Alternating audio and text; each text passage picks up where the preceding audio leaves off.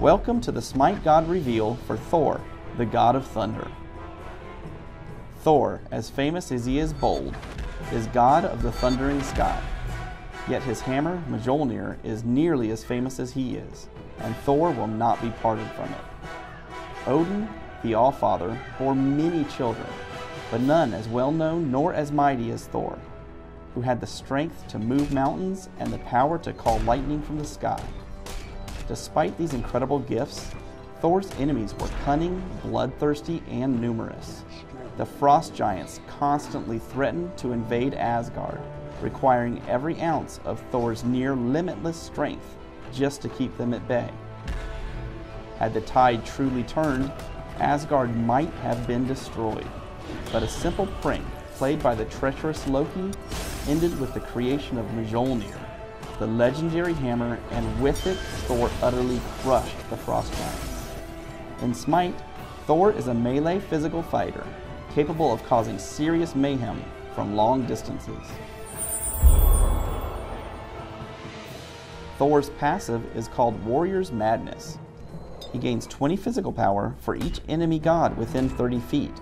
The passive stacks up to 3 times, so Thor is encouraged to get in the middle of team fights. His first ability is Mjolnir's Attunement. Thor throws his hammer out in a line target in front of him, damaging all enemies in the path of the hammer. The hammer then returns to Thor, doing half the damage on its path. If an enemy god was hit by the hammer throw, they take double damage on the return path. His second ability is called Tectonic Rift. Thor slams his hammer into the ground, creating a fissure where the earth rips up from the ground, slowing enemies and creating an impassable barrier. Thor's third ability is Berserker Barrage. Thor spins his hammer wildly, damaging all enemies in a close area around him. He is immune to knock-up and slows for the duration of the ability. Thor's ultimate ability is called Anvil of Dawn. After a brief build-up, Thor flies up into the air. From there, he is able to select a distant ground target where he comes crashing down, doing damage and stunning any enemies in the radius.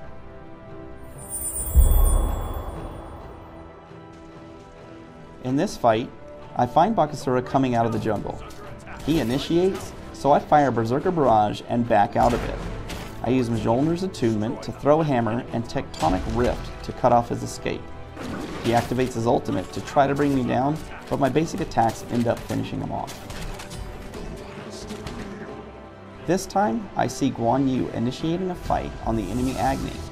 I activate Anvil of Dawn, target the enemy, and crash down, stunning him. Then I activate Berserker's Barrage to deal a lot of damage. I use Tectonic Rift to block his escape and secure the kill. In this scenario, I see Kali overextending against Sobek. I activate Anvil of Dawn and drop down to the fight. Seeing that Kali is low health, I cut off the croc with my wall and throw a hammer to secure the kill steal.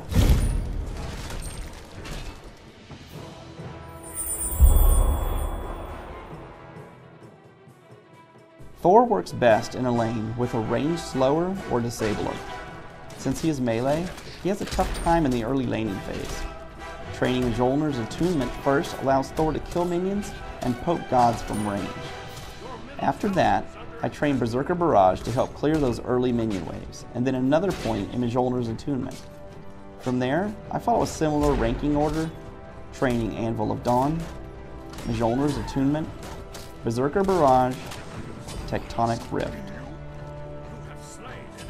I like to build Thor a little tanky, so normally start off by buying rank 2 of the reinforced boots and 3 mana potions for early laning.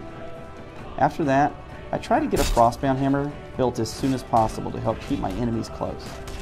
Then I finish my boots and get Voidblade, Witchstone, Titan's Bane, and Deathbringer. Thanks for watching the Smite God reveal for Thor, the God of Thunder.